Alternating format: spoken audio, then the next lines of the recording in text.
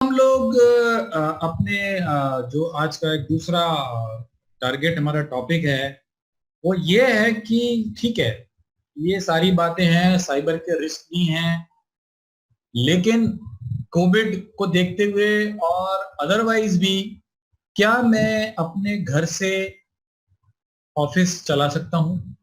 क्या मैं जब विजिट कर रहा हूँ, जैसे अभी बैंक ऑडिट ऑलमोस्ट चल रहे थे, कुछ लोगों के शायद अभी बचे हुए होंगे, थोड़े बहुत जल्दी जल्दी रिपोर्ट बनाने में सब लोग लगे हुए हैं, तो क्या उस दौरान भी मैं अपने ऑफिस का काम उतने ही एफिशिएंटली कर सकता हूं जितना कि मैं ऑफिस में रहकर करता हूं? जब मैं विजिट करने बाहर क्लाइंट से मिलने आउट ऑफ कंट्री जाता हूं, आउट ऑफ सिटी जाता हूं, तो क्या मैं अपने सारे स्टाफ या दूसरे पार्टनर्स के द्वारा किए गए कार्यों को देख सकता हूं? क्या मैं उनके काम को खुद एडिट कर सकता हूं, चेंज कर सकता हूं? क्या मैं उन्हें अपना किया हुआ काम आगे करने के लिए भेज सकता हूं? मान लीजिए मैंने किसी डॉक्यूमेंट पे आज 2 घंटे काम किया, लेकिन अब मैं चाहता हूं कि मेरे दूसरे पार्टनर या मेरे दूसरे एम्प्लॉय या आर्टिकल उस पर काम करें, और ऐसा भी ना हो कि वो मेरा काम बिगाड़ दे, तो क्या ये सब संभव है? और चूंकि मेरी छोटी फर्म है, तो ऐसा ना हो कि मेरी कॉस्ट इतनी ज्यादा आ जाए, प्रोहिबिटिव हो, कि मैं उस काम को नहीं कर पाऊं। तो ये मुझे लगता है कि ये प्रश्न सभी के सामने होंगे, और ये समस्या जाने वाली नहीं है, बल्कि हम तो ये कहेंगे कि ये एक ट्रिगर है कि हम एक बेटर, मोर एफिशिएंट तरीके से काम करें।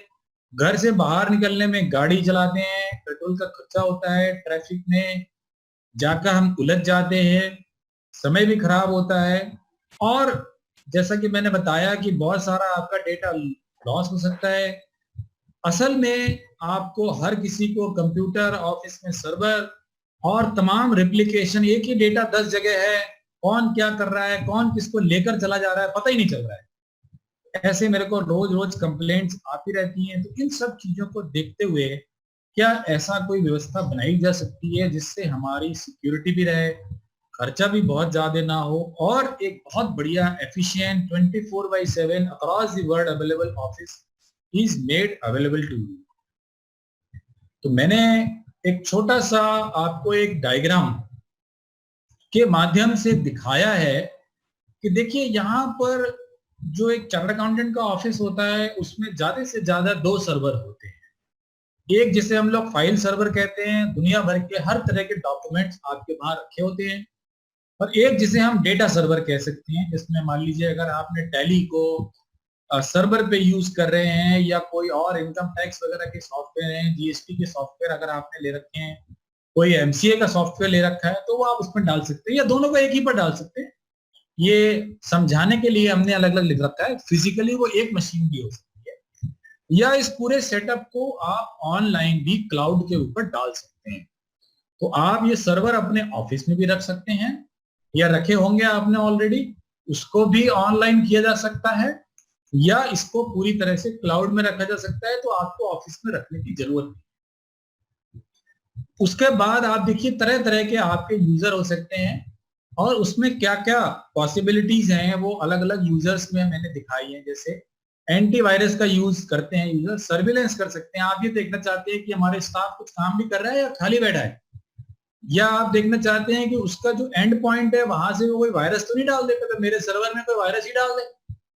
फिर जो मेरा कम्युनिकेशन है वो सिक्योर है, एनक्रिप्टेड है या नहीं है, वरना ऐसा नहीं हो कि जब मैं अपना कम्युनिकेशन करूं और यहां से मेरा डेटा जब सर्वर की तरफ आए तो कोई हैकर यहां पर मेरे को रास्ते में कहीं मेरा डेटा हैक कर ले।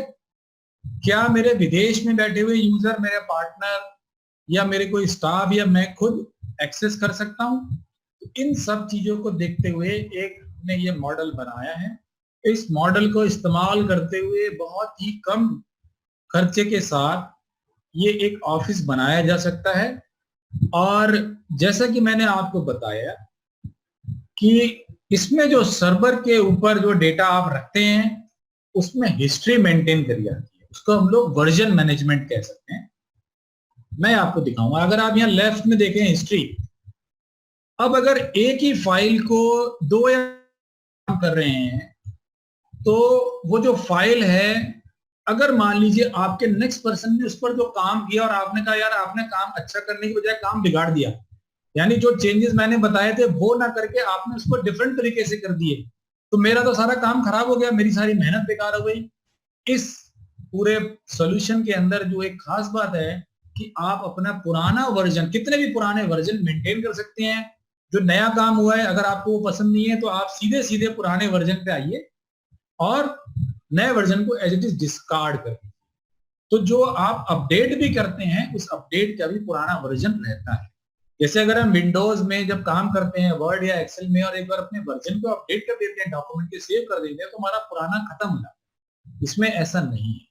तो इसमें आप जब कोलेबोरेट करते हैं ऑनलाइन 5 लोग 10 लोग, तो कई बार ऐसा हो सकता है कि कोई जो जिसको आपने नेक्स्ट पर्सन को काम करने के लिए दिया है वो आपकी बात को समझ नहीं पाए या जैसे उसको करना था वैसे ना किया उसने, तो इसमें कोई रिस्क नहीं है आपको पूरी तरह से।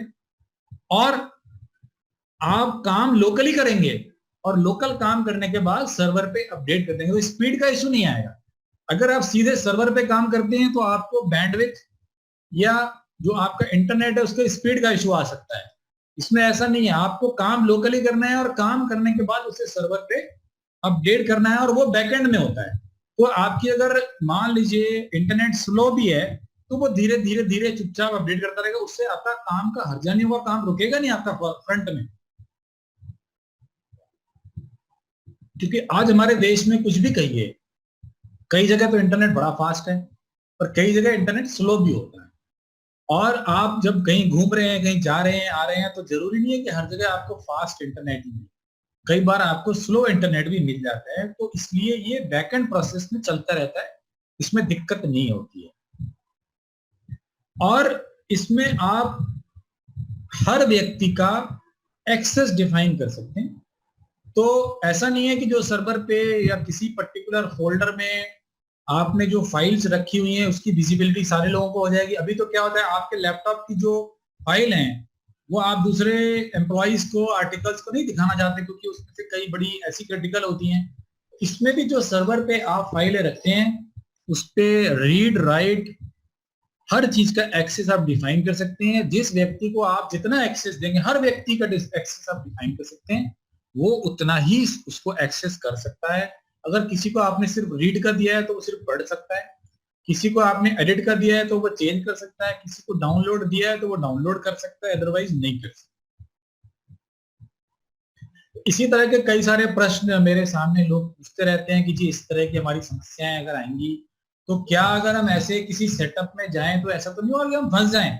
आज तो बड़ा अच्छा लगता है जी ऑनलाइन कर लो, बट कल को ऐसा नहीं हो जाए कि हमारे सामने इतनी बड़ी समस्या आ जाए कि हमारे जो सारा डेटा है वो ओपन हो जाए और हमारे जो दूसरे लोग हैं, एम्प्लॉइज हैं या कोई आर्टिकल है, वो हमारे क्रिटिकल इंफॉर्मेशन देख लें जिसको कि हम एक्चुअली में दिखाना नहीं चाहते उनको। तो ये इसमें सारी फैसिलिटी है और ये पूरा कंट्रोल जो आपके यहाँ पार्टनर हैं या जो मैनेजिंग पार्टनर हैं फॉर्म के, ये पूरा उनके कंट्रोल में रहता है। अब उसके बाद ये आती है कि यार इसको ऑपरेट करना ऐसा तो नहीं है कि बहुत मुश्किल होगा। तो मैं दावे के साथ कह सकता हूं कि इसको सीखने में शायद 1 से 2 घंटे का टाइम टोटल लगेगा किसी भी व्यक्ति के लिए। चार्टर्ड अकाउंटेंट तो पहले जब सीए का एग्जाम पास कर चुके हैं तो समझो कि बहुत बड़ा काम पहले कर चुके हैं वो। और आजकल तो सभी लोग आईटी सभी हैं। अगर किसी स्टाफ को भी ट्रेन करना है तो मुझे लगता है ये घंटा 2-4 घंटा से ज्यादा बड़ा कोई काम नहीं है। और बाकी सपोर्ट वगैरह हेल्प तो आप थोड़ी बहुत रहती है, वो तो मिलती ही रहेगी।